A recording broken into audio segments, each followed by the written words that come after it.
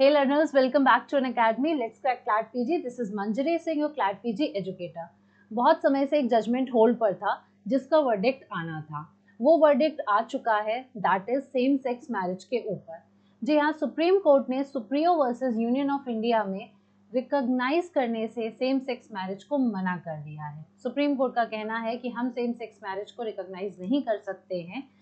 उससे रिलेटेड बहुत सारे ग्राउंड्स को मेंशन किया है, बहुत सारे रीजंस दिए हैं अलग अलग रेफरेंस में। When we talk about the marriage adoption, काफ़ी बातों पे डिस्कशन किया है। अलग अलग जजेस ने अलग अलग कुछ बातें कही हैं, लेकिन एक पॉइंट पर वो सब अग्री करते हैं कि डेफिनेटली राइट्स को डिटरमाइन करने के लिए कमेटी का बनाया जाना आवश्यक है।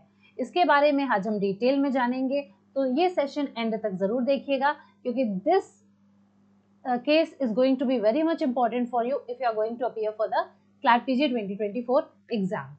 Before starting with the session, Unacademy अपना क्रैश कोर्स लॉन्च कर चुका है। ये क्लासेस आपकी चल रही हैं जिसमें मैं constitutional law, administrative law, jurisprudence पढ़ाती हूँ। बाकी के एजुकेटर्स आपके और सब्जेक्ट्स कवर करते हैं। ये क्रैश कोर्स बैच अगर आप ज्वाइन करने में इंटरेस्टेड हो तो you can use my code MSING10 to avail the maximum discount जो भी इस वक्त चल रहा है। डेफिनेटली ये क्रैश कोर्स आपको हेल्प करने वाला है आपकी प्रिपरेशन में। मूविंग फर्दर, अगर आप हमारा CLAT PG प्लस का कोई भी प्रोग्राम लेते हैं तो उसमें खासियत ये है कि हम डेली लाइव क्लासेस कंडक्ट कराते हैं। इन क्लास PDF मिलती है, लाइव सेशंस यहाँ पर होते हैं, साथ ही साथ लाइव टेस्ट एंड क्विजेस भी कंडक्ट कराए जाते हैं बाय एजुकेटर्स, क्योंकि मॉक टेस्ट आपको ऑलरेडी उसमें फ्री मिलता है। मूविंग फर्दर, अगर आप कॉन्स्टिट्यूशन लॉ पे सिर्फ और सिर्फ कोर्स करना चाहते हैं तो ये वाला आप कोर्स ज्वाइन कर सकते हैं। एक्सक्लूसिवली अनअकैडमी स्टोर्स पर अवेलेबल है, but don't forget to use my code MSING10 to avail the discount on this particular course. अगर आप कोई भी बैच लेना नहीं चाहते हैं बट आपको सिर्फ और सिर्फ मॉक टेस्ट सीरीज चाहिए अपने प्रैक्टिस करने के लिए, क्योंकि आपको लगता है कि अब कम समय बचा है, मेरी तैयारी जितनी होनी थी हो चुकी है, तो मॉक टेस्ट सीरीज भी आप ले सकते हैं। 1600 रुपीज में full length 20 full length mock test है CLAT PG पैटर्न पर। अगर आप मेरा कोड MSING10 यूज करोगे तो आपको एडिशनल डिस्काउंट इस पर मिल जाएगा। अगर अभी तक टेलीग्राम चैनल ज्वाइन नहीं किया है CLAT PG का, लेट्स क्रैक CLAT PG का, तो फटाफट से QR कोड को स्कैन करो और इसको ज्वाइन कर लो चैनल को, जिससे कि आपको सारी अपडेट्स मिलती रहें। अब हम बात करते हैं आज के सेशन के बारे में। देखो, ये तो कोई भी डाउट नहीं है इस बात में कि ये डिसीजन बहुत इंपॉर्टेंट है, क्योंकि बहुत ज़्यादा क्लैरिटी मिल नहीं पा रही थी and people were very much eager for this judgement, क्योंकि उनका वो चाहते थे सुप्रीम कोर्ट का इंटरप्रिटेशन जानना कि आखिर सेम सेक्स मैरिज को लेके क्या कहते हैं। हम समझते हैं we talk about different rights, ठीक है। जब हमने ट्रांसजेंडर की राइट्स को रिकॉग्नाइज करते हुए देखा है, कहीं ना कहीं हम प्रोस्टिट्यूट की राइट्स की बात करते हैं, बट सेम सेक्स की राइट्स के बारे में अभी तक LGBTQ+ कम्युनिटी जिसको हम बात करते हैं, तो वहाँ पर उनकी राइट्स की बात तो कई बार हुई है अगेन, बट यहाँ पर सेम सेक्स मैरिज पे अभी तक बात नहीं हो रही थी। लोग चाह रहे थे, लोग इसको रिकॉग्नाइज करवाना चाह रहे थे एंड दैट इज वाई ये केस आपका सुप्रीम कोर्ट में फाइल होता है। अब 17 अक्टूबर 2023 को सुप्रीम कोर्ट ने मना कर दिया लीगल रिकॉग्निशन देने से क्वेयर मैरिजेस को। Obviously they have means queer means same sex marriages in India, saying that it is a matter for the legislature to decide। Supreme court ने यहाँ पर थोड़ा सा अपना इंटरप्रिटेशन क्लियर किया है कि देखिए, हमारा काम है लॉज को इंटरप्रेट करना, तो सेम सेक्स मैरिज पे जो कानून बनाया जाना है या अगर उसको लीगली रिकॉग्नाइज करना है या नहीं करना है, ये काम हमारा नहीं है, ये काम लेजिस्लेचर का है। तो समवट थोड़ा सा 2 कदम पीछे हो गई है सुप्रीम कोर्ट यहाँ पे। हाउएवर, जितने भी जजेस आपके बेंच पे थे उन्होंने ये जरूर अग्री किया है कि union of India as per its earlier statement, क्योंकि ऐसा वो पहले भी कह चुके थे कि एक कमेटी बनाए जो कि क्वेयर के राइट्स के बारे में बात करेगी, तो उसी पर वो अग्री करते हुए कहते हैं कि यूनियन ऑफ इंडिया एक कमेटी जरूर कॉन्स्टिट्यूट करेगी जिसके चलते वो क्वेयर यूनियन के पर्सन्स की राइट्स एंड एंटाइटलमेंट्स को एग्जामिन करेगी without legal recognition of the relationship as marriage. Court ने साफ साफ क्लियर करा है, हम सिर्फ राइट्स को एग्जामिन करवाएंगे उस कमेटी के थ्रू, हम मैरिज के बारे में कोई बात नहीं करेंगे। We will not provide any legal recognition to marriage. अगर देना है तो ये काम है लेजिस्लेचर का। कोर्ट ने यूनानिमसली हेल्ड किया, विच मीन्स 5 जजेस बेंच जो ऑलरेडी थी उसमें 5 जजेस बेंच ने यूनानिमसली हेल्ड किया कि queer couples have a right to cohabit without any threat of violence, because when we talk about यहाँ पर कोहैबिटेशन की जब हम बात करते हैं तो कोर्ट ने उस रेफरेंस में कहा है कि हाँ, राइट टू कोहैबिट करना उनकी राइट में आता है, उनके पास राइट है कोहैबिट करने की बिना किसी थ्रेट ऑफ वायलेंस के, बिना किसी क्वेश्चन ऑफ इंटरफेरेंस के, but refrained from passing any directions to formally recognize such relationship as marriage. Marriage का टाइटल देना बहुत बड़ा फैक्ट होता है। मैरिज हमारे यहाँ अगर हम हिंदू लॉ में बात करते हैं तो डेफिनेटली एक सेक्रामेंटल कॉन्ट्रैक्ट माना जाता है। अब सीधी सी बात है, क्वेयर यूनियन में अलग अलग रिलीजन के लोग आते हैं तो उनको पर्सनल लॉ से डील करना, as we people already know कि यूसीसी पे काम चल रहा है, पर्सनल लॉज ऑलरेडी अभी चेंज हो जाएंगे अगर यूसीसी आपका सक्सेसफुली आ जाता है। तो यहाँ पर अब पता लगा सुप्रीम कोर्ट मैरिजेस पे कुछ अलग अलग कानून बनाने का प्रयास करे तब तक यूसीसी आ जाए, तो ये बहुत डिफिकल्ट टास्क है सुप्रीम कोर्ट के पार्ट पर। देयरफॉर शायद सुप्रीम कोर्ट एक प्रिवेंटिव स्टेप ले रही है जिसमें वो लेजिस्लेचर के ऊपर छोड़ रही है कि जैसे भी लॉज वगैरह बनेंगे उस हिसाब से इस पे लीगल रिकॉग्निशन अगर दिया जाना चाहिए तो दे दिया जाएगा, बट फिलहाल के लिए हम कोई उसको legal recognition as a marriage नहीं देते। हाँ, हम ये कह रहे हैं कि कोहैबिटेशन करने का राइट है, people have a right to freedom to live their own life, ठीक है, according to them under article 21, ये प्रिवेंटिव है। लेकिन इसमें भी कई बातें हुई हैं, ऑलरेडी हो चुकी हैं कि public place and all in सबको कंसिडर करते हुए देखा जाएगा। अब आज ये आपका today which means we are talking about यहाँ पर 17 अक्टूबर 2023 की बात कर रहे हैं कि सुप्रीम कोर्ट कॉन्स्टिट्यूशन बेंच ने 4 जजमेंट्स यहाँ पे प्रोनाउंस किए हैं, written by CJI DY Chandrachud, justice SK Kaul, justice Ravindra Bhat and justice PS Narasimha. जी हाँ, यहाँ पर आप देख पा रहे हो 1 2 3 4 जजेस हैं, साथ ही साथ यहाँ पर 5वीं जज जस्टिस हिमा कोहली भी है, बट जस्टिस हिमा कोहली यहाँ पर एक जज के साथ अग्री कर जाती हैं, तो टोटल 4 जजमेंट निकल के आ रहे हैं इस पूरे केस में। आप देख रहे हैं 5 जजेस में बैठे हैं इस केस में एंड 4 जजमेंट अलग अलग निकल के आ रहे हैं, मतलब कोई भी किसी से एग्री नहीं कर रहा है। बट हाँ, मैंने जैसा कि कहा यूनानिमसली राइट टू कोहैबिटेशन को लेके लोग अग्री कर रहे हैं एंड साथ ही साथ एक कमेटी का सेटअप होना चाहिए राइट्स को एग्जामिन करने के लिए, उस पर अग्री किया है। Now what is the background? ये जो बैच था it consisted of 20 petitions filed by same sex couples, transgender individuals भी इन्वॉल्व थे उसमें, LGBTQIA+ एक्टिविस्ट, ठीक है, पूरी 20 पेटिशन फाइल होती है। ये पेटिशन जो थी ये कलेक्टिवली चैलेंज कर रही थी किसको, provision of special marriage act को, हिंदू मैरिज एक्ट को एंड फॉरेन मैरिज एक्ट को। आपको मालूम होगा कि जहां पर पर्सनल लॉ से कोई भी शादियां गवर्न नहीं होती वो स्पेशल मैरिज एक्ट में जाती हैं, ठीक। तो स्पेशल मैरिज एक्ट में भी कोई ऐसा प्रोविजन नहीं दिया था, देयरफॉर उसको चैलेंज किया गया था। हिंदू मैरिज एक्ट में कोई ऐसा प्रोविजन नहीं है, फॉरेन मैरिज एक्ट में नहीं है, इस सब के चलते इसको चैलेंज किया गया। नाउ स्पेसिफिकली ये कंटेंट ये कर रहे थे कि ये जो लेजिस्लेशन है वो अपने करंट फॉर्म में एग्जैक्टली वही चीज कि नॉन हेट्रोसेक्सुअल मैरिजेस को रिकॉग्नाइज नहीं करते, विच मीन से होमोजेनस मैरिजेस को रिकॉग्नाइज नहीं करते, thus perpetuating discrimination against the LGBTQIA+ community। इनका कहना था ऐसी पर्टिकुलर कम्युनिटी के साथ यहाँ पर फिर डिस्क्रिमिनेशन हो रहा है because they are not recognising homogenous marriages. During the course of the hearing bench ने ये बहुत क्लैरिफाई किया कि it will confine the challenge only to the special marriage act. उन्होंने कहा ठीक है, हमें अब बात आपकी समझ में आती है कि you are challenging 3 acts here, special marriage act, Hindu marriage act and foreign marriage act, लेकिन हम यहाँ पर सिर्फ कन्फाइन रखेंगे स्पेशल मैरिज एक्ट को। क्यों? क्योंकि अगेन वही बात आती है कि पर्सनल लॉस को हम टच नहीं करेंगे। कहीं ना कहीं रीजन ये है कि उस पर काम चल रहा है, यूसीसी का काम हो रहा है, बस ये काम हमारा नहीं है, ये लेजिस्लेचर का काम है कि वो लॉस को बनाए। हाँ, स्पेशल मैरिज एक्ट को हम लेके चल सकते हैं क्योंकि यू पीपल आर सेइंग कि स्पेशल मैरिज एक्ट तो सारी ऐसी मैरिजेस को कवर करता है जो पर्सनल लॉस नहीं करता है, तो स्पेशल मैरिज एक्ट में ये प्रोविजन क्यों नहीं है। This challenge pertaining to Hindu marriage act उसको टेकअप नहीं किया गया। During the course of the hearing union government ने अपनी विलिंगनेस एक्सप्रेस करी कि वो चाहते हैं की कमेटी का सेटअप किया जाए एग्जामिन करने के लिए कि क्या लीगल राइट्स ग्रांट करी जा सकती हैं same sex and queer couples को without legal recognition of the relationship as marriage. Again they are stressing upon this fact कि वो चाहते हैं कि कमेटी का सेटअप हो जो सिर्फ राइट्स को एग्जामिन करे।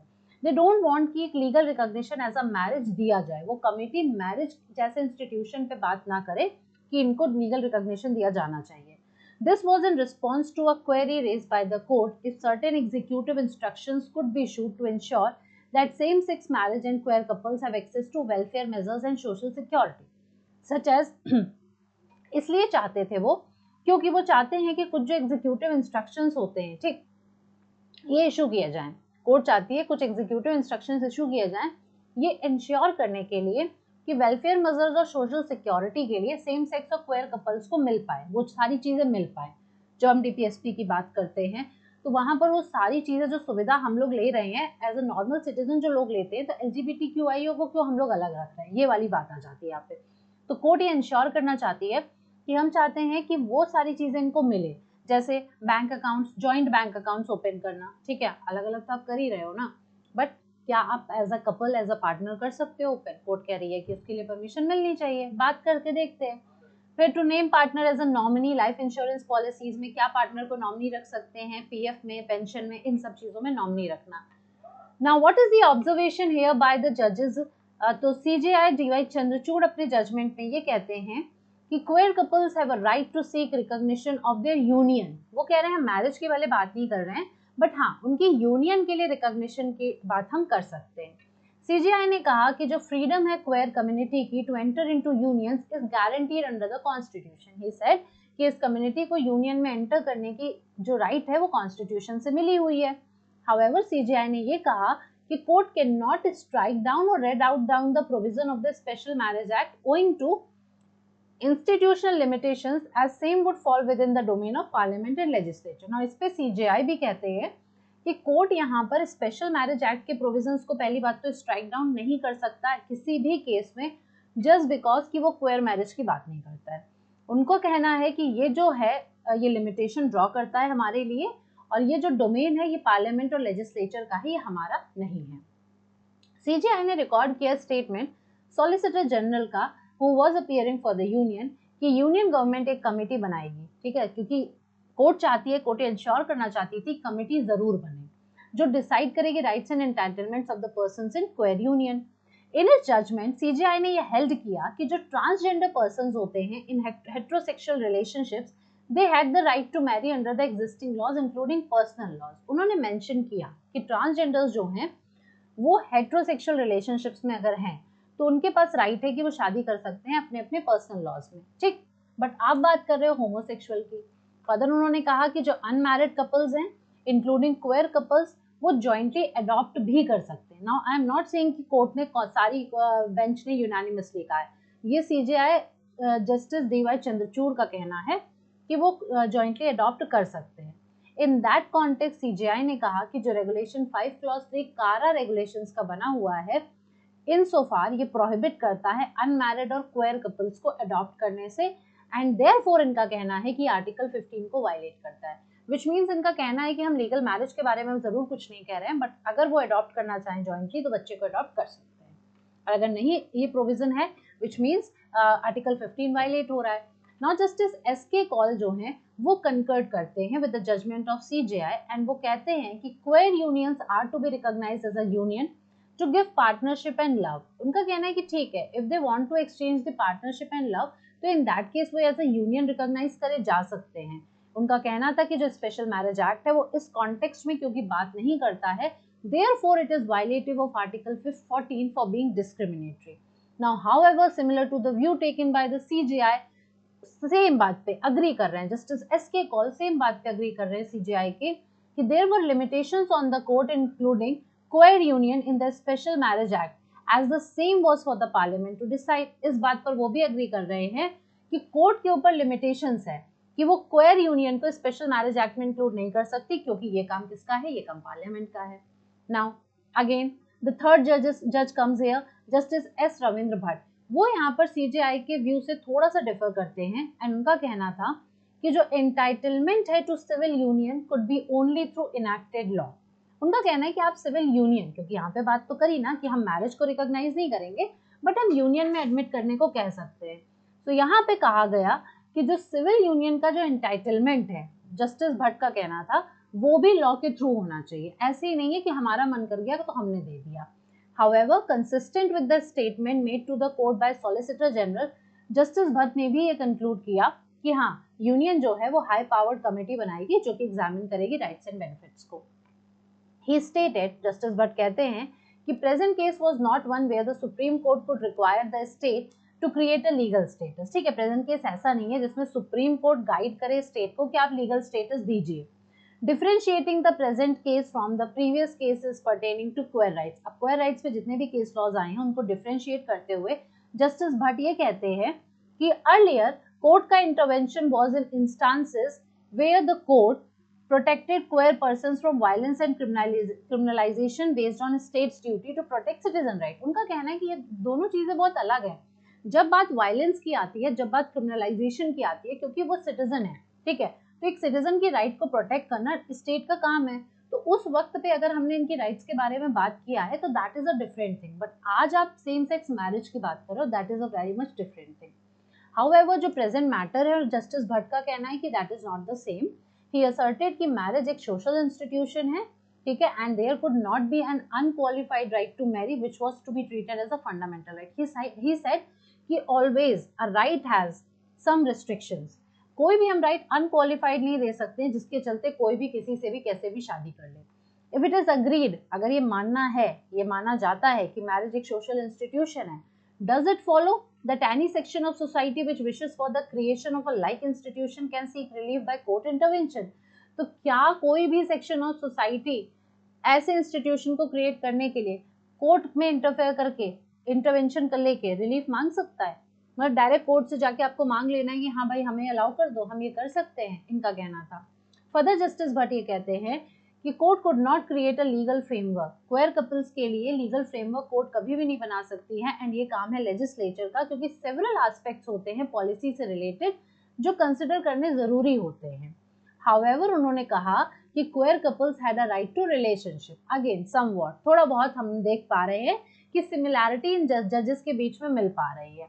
ये अग्री नहीं कर रहे हैं कि हम रिकॉग्निशन दे एज अ मैरिज, ठीक है, ये कह रहे हैं कि हम कमिटी बना लेते हैं ये, बट ये भी कह रहे हैं एक तरफ कि ठीक है रिलेशनशिप में रह लो, कोहैबिटेशन के लिए रह लो। Now in his judgment justice Bhat ने कहा कि all queer persons have the right to choose their partners. वो अपना पार्टनर्स अपनी मर्जी से चूज कर सकते हैं, बट स्टेट को हम ऑब्लिगेट नहीं कर सकते कि वो इस बुके ऑफ राइट्स को रिकॉग्नाइज करें, हम फोर्स नहीं कर सकते। We disagree with the CJI on this aspect, ठीक है, इनका कहना है कि हम डिसएग्री करते हैं सीजेआई से। फर्दर इन्होंने कहा कि जो जेंडर न्यूट्रल इंटरप्रिटेशन है स्पेशल मैरिज एक्ट का, वो इक्विटेबल नहीं हो सकता। स्पेशल मैरिज एक्ट में सीधी सी बात है, जेंडर न्यूट्रल की बात नहीं हो रही है, तो अगर उसमें जेंडर न्यूट्रल हम इंक्लूड करते हैं तो इनका कहना है कि वो इक्विटेबल कहीं भी नहीं हो सकता, एंड उसकी वजह से क्या हो सकता है कि जो विमेन है वो वल्नरेबल सिचुएशन में और जा सकती हैं, ना चाहते हुए भी वो और वल्नरेबल सिचुएशन में जा सकती है। While recognizing the denial of benefits, उन्होंने डिनाई किया, उन्होंने कहा ये पीएफ, ईएसआई, पेंशन, ये सब क्वेयर पार्टनर्स को नहीं मिलना चाहिए क्योंकि एक डिस्क्रिमिनेटरी और एडवर्स इफेक्ट डालेगा। जस्टिस भट्ट का कहना था कि अगर इन कंसर्न्स को हम एड्रेस करते हैं तो इसमें बहुत सारी रेंज ऑफ पॉलिसी चॉइसेस आती हैं, एंड हाई पावर्ड कमेटी जो यूनियन बनाएगी as submitted by solicitor general, वो एग्जामिन करेगी एस्पेक्ट को, हम ये कोई राइट नहीं दे सकते हैं। जस्टिस भट्ट सीजेआई से अग्री करते हैं राइट ऑफ ट्रांसजेंडर पर्सन्स पे, वही जो ट्रांसजेंडर पर्सन्स को लेके था कि हेट्रोसेक्सुअल रिलेशनशिप में वो इंक्लूड हो सकते हैं, वो शादी कर सकते हैं पर्सनल लॉस के चलते। हाउएवर वो यहाँ पर अगेन सीजेआई से डिसएग्री करते हैं एडॉप्शन वाली बात पर। उन्होंने कहा कि रेगुलेशन 5 क्लॉज 3 कारा का, क्योंकि वो बात नहीं करता है अनमैरिड क्वेयर कपल की, तो क्योंकि सीजेआई ने कहा था अनकॉन्स्टिट्यूशनल है, वो यहाँ पे डिसएग्री करते हुए कहते हैं कि हम इसको अनकॉन्स्टिट्यूशनल डिक्लेयर नहीं कर सकते हैं। नाउ जस्टिस भट्ट और जस्टिस हिमा कोहली जो मैंने कहा, ये दोनों लोग एक पॉइंट पर अग्री होते हैं, देयरफॉर 5 जजेस बेंच में 4 जजमेंट यहाँ पर आते हैं, ठीक। नाउ जस्टिस पीएस नरसिम्हा की अब बारी आती है। इन्होंने जस्टिस भट्ट के साथ अग्री तो किया है, लेकिन अगेन सेम जजमेंट नहीं है, थोड़ा बहुत चेंजेस आएंगे। इन्होंने कहा कि हाँ ठीक है, हम ये बात मानते हैं कि कोई भी अनक्वालिफाइड राइट नहीं हो सकती मैरी करने की, एंड राइट टू मैरिज जो है कि स्टैट्यूटरी राइट है, या तो ये कस्टम से फ्लो करता है। अब सीधी सी बात है, यहाँ पे तो हमें कोई कस्टम में ऐसी चीज दिख नहीं रही है। उन्होंने कहा कि ये कॉन्स्टिट्यूशनली परमिसिबल नहीं होगा कि हम रिकॉग्नाइज करें right to civil union mirroring a image, ठीक है, हम रिकॉग्नाइज नहीं कर सकते। जब बात करें हम कारा की, तो कारा रेगुलेशंस के मामले में जब बात हुई कि एडॉप्शन कर सकते हैं कि नहीं कर सकते हैं, तो अगेन जस्टिस पीएस नरसिम्हा यहाँ पे जस्टिस भट्ट के व्यू के साथ अग्री करते हैं, और वो कहते हैं कि कारा रेगुलेशंस को अनकॉन्स्टिट्यूशनल हेल्ड नहीं किया जा सकता। जस्टिस नरसिम्हा ने फर्दर कहा कि review of legislative scheme which exclude square couples from pension, PF, ये सारी ग्रेचुटी, इंश्योरेंस, जो सारी चीजें हैं इसको देखना चाहिए, ठीक है। उन्होंने कहा कि जितनी भी लेजिस्लेटिव स्कीम्स बनी हुई हैं इन सारी चीजों को लेके, चाहे आपका पीएफ हो, चाहे आपका पेंशन स्कीम हो, या ग्रेचुटी हो, या लाइफ इंश्योरेंस हो, नॉमिनीज वगैरह की जो बात इसमें करी थी जस्टिस डीवाई चंद्रचूड़ ने, तो उन्होंने कहा हाँ ठीक है, इसका रिव्यू होना चाहिए। Review of the impact of legislative framework in this case requires deliberative exercise and इसके लिए legislature is the best person, ठीक है, legislature is the best authority जो कॉन्स्टिट्यूशनली ये काम कर सकती है। अगेन लेजिस्लेचर के ऊपर रख दिया। So what were the highlights of this case, यहाँ पे आपको एक ब्रीफ में समझ में आ गया होगा कि अलग अलग जजेस ने क्या कहा, आपको ये भी समझ में आ गया होगा कि किस पॉइंट पे ये लोग अग्री कर रहे हैं। अब अगर मैं बात करूं कुछ शब्दों में कि क्या हाइलाइट्स निकल के आए हैं, अगर आपको बताना हो कि सेम सेक्स मैरिज वाले केस में क्या क्या कहा गया, तो फर्स्ट ऑफ ऑल यहाँ पे सेंटर ने मेंटेनेबिलिटी ऑफ द पिटिशन को चैलेंज किया। सेंटर यहाँ पे अपेक्स कोर्ट से कहती है कि प्लीज जो भी ये 20 बैच ऑफ पिटिशंस आए हैं इनको मेंटेनेबिलिटी के ग्राउंड्स पे डिसमिस कर दीजिए। इट आर्ग्यूड कि मैरिज एक सोशियो लीगल इंस्टीट्यूशन है, इसको ना सिर्फ क्रिएट किया जा सकता है, रिकॉग्नाइज एंड रेगुलेट किया जा सकता है by the competent legislative body under article 246, ठीक है, इसको 246 को एक्सरसाइज करते हुए ही खाली किया जा सकता है। विच मीन्स हम जहाँ पे 7th शेड्यूल की लिस्ट की बात करते हैं कि यूनियन और सेंटर इस पे यूनियन और स्टेट इस पे लॉ बना सकता है, तो सेंटर का कहना था कि खाली उसी के चलते हो सकती है ये पावर एक्सरसाइज। सेंटर का कहना ये भी था कि जो कोर्ट्स हैं उनके पास कोई अथॉरिटी नहीं है कि वो मैरिजेस को क्रिएट करें या रिकॉग्नाइज करें जुडिशियल इंटरप्रिटेशन के थ्रू या लेजिस्लेटिव एडजस्टमेंट के थ्रू। विच मीन सेंटर का यहाँ पे साफ साफ कहना है कि हम नहीं चाहते हैं कि जुडिशियल इंटरप्रिटेशन इस मामले में हो और जो लेजिस्लेचर जो ऑलरेडी लॉ बना हुआ है उसके साथ कोई एडजस्टमेंट हो। नाउ कोर्ट का क्या कहना है, सेकंड पॉइंट, पहले पॉइंट पे ये होगा मेंटेनेबिलिटी, सेकंड पॉइंट पे कोर्ट ये कहती है कि हम पर्सनल लॉस को टच नहीं करेंगे। यहाँ पे दोनों सीजेआई मतलब है both the CJI and justice SK Kaul ने आर्ग्यू करा इंक्रीमेंटल चेंज के लिए।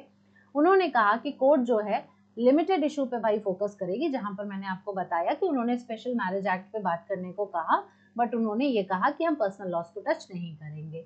जस्टिस कौल ने ये कहा कि sometimes incremental changes in issues of societal ramifications are better, there is time for everything, ठीक है।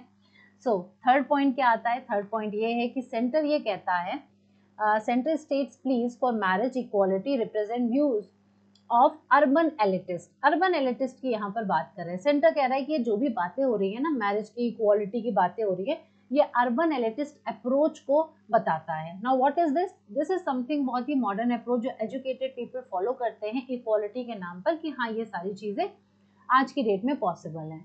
अब सेकेंड काउंटर एफिडेविट में सेंटर कंटेन करते हुए कि मैरिज जो है ये एक्सक्लूसिवली हेट्रोजेनस इंस्टीट्यूशन है, इनका कहना है कि होमोजेनस के लिए जगह ही नहीं है। उन्होंने आर्ग्यू किया कि जो भी marriage equality in India demand कर रहे हैं ये अर्बन एलिटिस्ट व्यू को रिप्रेजेंट कर रहे हैं। क्यों? क्योंकि दे वांट की सोशल एक्सेप्टेंस इनको मिले and that the popular will, अगर हम बात करें वहीं पर पॉपुलर विल, ठीक है, मैक्सिमम लोग क्या चाहते हैं, तो यही है कि मैरिज जो होती है वो हेट्रोसेक्सुअल इंडिविजुअल्स के बीच में रिकॉग्नाइज होती है। ये सेंटर का कहना है। अब इस पॉइंट पे सुप्रीम कोर्ट डिसअप्रूव कर देती है सेंटर के स्टैंड को और वो कहती है कि वो होमोसेक्सुअलिटी को डब नहीं कर सकती and idea of marriage equality as an urban elitist. उन्होंने कहा हम इसको अर्बन एलिटिस्ट नहीं बोल सकते, इस कॉन्सेप्ट को नहीं बता सकते, specially in the absence of any data to back this claim, क्योंकि हमारे पास कोई डेटा नहीं है इस चीज को कहने के लिए कि कितने लोग अग्री इस बात पर करते हैं। नेक्स्ट पॉइंट जो हुआ ये हुआ कि सुप्रीम कोर्ट ने जेंडर फ्लूइडिटी की बात करी। जस्टिस डीवाई चंद्रचूड़ का कहना था कि there is no absolute concept of man और एब्सोल्यूट कॉन्सेप्ट ऑफ विमेन, क्योंकि सीधी सी बात है यहाँ पे जेंडर की बात चली कि मैन और विमेन होता है ना, व्हाट इज द स्क्वायर। तो यहाँ पर जस्टिस डीवाई चंद्रचूड़ कहते हैं कि देखो कोई भी एब्सोल्यूट कॉन्सेप्ट मैन का नहीं है, कोई भी एब्सोल्यूट कॉन्सेप्ट विमेन का भी नहीं है। इट्स नॉट द क्वेश्चन, ये क्वेश्चन ही नहीं है कि आपके जेनिटल्स क्या हैं, it's far more complex. He is saying it is far beyond these things. It is quite difficult to interpret these things. That's the point. So even when Special Marriage Act says man and women, DY Chandrachud का कहना है कि जब special marriage act भी man और women कह रहा है तो very notion of man and women is not an absolute based on genitals. तो जो नोशन है मैन और विमेन का ये एब्सोल्यूटली जेनिटल बेस्ड नहीं हो सकता है। नेक्स्ट पॉइंट जो कहा गया वो कहा गया bar council of India requested supreme court to leave issue to legislative process. Bar council of India का भी इसमें रिकॉग्निशन आता है, बीच में इंटरफेरेंस आता है, जहां पर वो सुप्रीम कोर्ट से रिक्वेस्ट करते हैं कि ये काम लेजिस्लेटिव प्रोसेस को दे दिया जाए, लेजिस्लेचर को दे दिया जाए। बार काउंसिल ऑफ इंडिया ने सुप्रीम कोर्ट से रिकॉग्नाइज किया कि आप इस इशू को सेम सेक्स मैरिज को लेजिस्लेटिव प्रोसेस पे छोड़ दो, विच मीन्स लेजिस्लेचर को दे दीजिए, ये उन्हीं का काम है। दे आर्ग्यूड कि मैरिज जो है ये ट्रेडिशनली एक union between a biological man और बायोलॉजिकल विमेन देखा गया है, जिसमें हमारा कंसेप्ट कहीं ना कहीं प्रोक्रिएशन और recreation as a primary purpose रहा है। अब जब बात होमोसेक्सुअलिटी की आएगी तो ऑब्वियस सी बात है यहाँ पे प्रोक्रिएशन का कंसेप्ट थोड़ा सा गड़बड़ हो जाएगा। दे सजेस्टेड कि ये जो फंडामेंटल चेंज है ये जुडिशियल प्रोसेस के थ्रू नहीं हो सकता एंड इसको ब्रॉडर कंसल्टेशन की जरूरत है। लेजिस्लेचर क्योंकि ट्रूली रिफ्लेक्टिव है, by will of the people को रिप्रेजेंट करता है, we talk about parliamentary form of government, यहाँ पे विल ऑफ द पीपल को रिप्रेजेंट कर रहा है, तो वो बेस्ट सूटेड है to deal with such sensitive issues. ये सेंसिटिव इशू है तो यहाँ पर बीसीआई का कहना है कि आप लेजिस्लेचर के ऊपर छोड़ दो, वही इसको रिकॉग्नाइज करेंगे। नेक्स्ट जो टॉपिक आता है वो आता है कि स्पेशल मैरिज एक्ट में क्या जेंडर न्यूट्रल टर्म्स को इंसर्ट करना चाहिए। जस्टिस हिमा कोहली, जस्टिस रविंद्र भट्ट कहते हैं इस कंसर्न पर, वो कहते हैं emphasizing on the need to move beyond male and female distinction. They are saying कि मेल एंड फीमेल के बहुत बियॉन्ड ये चीजें हैं। Rohatgi then proposed using a gender neutral term, ठीक है, जस्टिस सॉरी यहाँ पर जो आपके एडवोकेट हैं मुकुल रोहतगी, वो ये gender neutral term like person use करते हैं प्रोविजन में, बट जो जजेस हैं दे पॉइंट आउट कि dilemma of having dual ages if gender neutral terms were employed. अब इनका कहना है कि बिकॉज जहाँ पर हमको पता है मेन है वहाँ पे हमें मालूम है 21 एज है शादी की, जहाँ हमें पता है विमेन है वहाँ 18 है, बट जब आप होमोजेनस टर्म्स की बात करो, जेंडर न्यूट्रल की बात करो, तो वहाँ पर्सन आएगा। अब उस पर्सन के लिए एज 18 होगी या 21 होगी, ये तो बहुत बड़ा फैक्टर है, कैसे डिसाइड होगा। रोहतगी यहाँ पर जजेस के साथ बिल्कुल सहमत है और वो कहते हैं कि डिफरेंट एजेस जो मेल और फीमेल के लिए है उसको मेंटेन करना it is very much necessary. He then mentioned कि अभी प्रपोज बिल गया हुआ है जिसमें फीमेल एज को बढ़ाने की बात हो रही है 18 से 21, तो सीधी सी बात है क्योंकि पहले से मेल की एज 21 है तो फीमेल की भी अगर 18 से 21 हो गई तो सेम हो जाएगी। तो इन दैट केस अगर हम पर्सन रख देते हैं स्पेशल मैरिज एक्ट में तो सेम एज है, इसमें तो कोई कंफ्यूजन ही नहीं रहेगा। इनका कहना है कि ये सारे इशू को रिजॉल्व कर देगा once and for all. Last, centre agree करता है to examine issue of granting certain rights to same sex couple without legal recognition as marriage. इस पॉइंट पर सेंटर और कोर्ट दोनों अग्री करते हैं कि सेंट्रल गवर्नमेंट जो है वो एक कमेटी बनाएंगे जो एग्जामिन करेगा कि क्या सर्टेन लीगल राइट्स ग्रांट करी जानी चाहिए सेम सेक्स कपल्स को बिना लीगल रिकॉग्निशन के of the relationship as a marriage. So this was all about एक ब्रीफ, ऑब्वियसली मैं ब्रीफ की बात करूंगी, ये कंप्लीट जजमेंट नहीं है, लेकिन हाँ जितनी हाइलाइट्स हैं जिन पे बातें हुई हैं वो सब मैंने आपके सामने डिस्कस कर दी।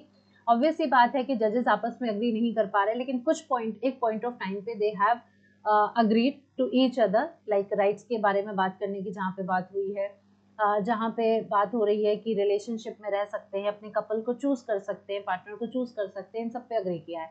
बट एडॉप्शन के बारे में, हाँ लीगल रिकॉग्निशन मैरिज को नहीं देना इस पर भी अग्री किया है, लेकिन एडॉप्शन के बारे में अलग अलग ख्याल है। फिर जो हम लोग बात करते हैं पेंशन स्कीम इन सब की जिसमें नॉमिनी की बात हो रही है, इस पर भी डिसअग्री कर रहे हैं। तो मैंने आपके साथ डिस्कस करी ये सारी चीज़ें। आप लोग ज़रूर इसको डिटेल में एक बार इस केस को देखिएगा क्योंकि ये केस आपके लिए इम्पोर्टेंट है डेफिनेटली आने वाले एग्जाम में। एंड बाकी तो जो भी इस पर सेंटर एक्शन वगैरह लेगा वो सब हमारे सामने आएगा। So this was the most awaited judgement. तो आई होप आपके लिए सेशन बहुत यूजफुल रहा होगा। अगर पसंद आया होगा तो लाइक ज़रूर करना, फ्रेंड्स के साथ शेयर करना मत भूलना। अगर अभी तक सब्सक्राइब नहीं किया है तो फटाफट से सब्सक्राइब कर दो क्योंकि ऐसे इंपॉर्टेंट जजमेंट्स मैं लेके आती रहूँगी। और साथ ही साथ डोंट फॉरगेट मैं लैंडमार्क जजमेंट्स की सीरीज चला रही हूँ, तो वो ज़रूर फॉलो करिएगा। Thank you so much.